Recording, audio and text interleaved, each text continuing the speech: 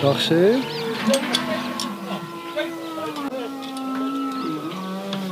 Voorbereidingkies vir die spuitery.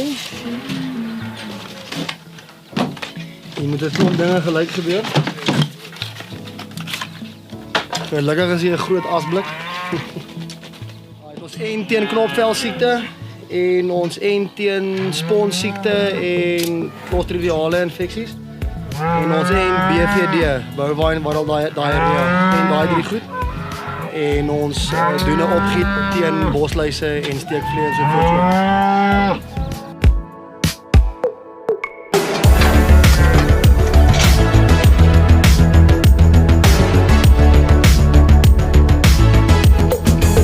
Ons gaan die beeste bietjie weeg en hulle alles opskryf en dan kyk watter moet dragtigheidsondersoeke kry en watter het nou net geplaag gekalf.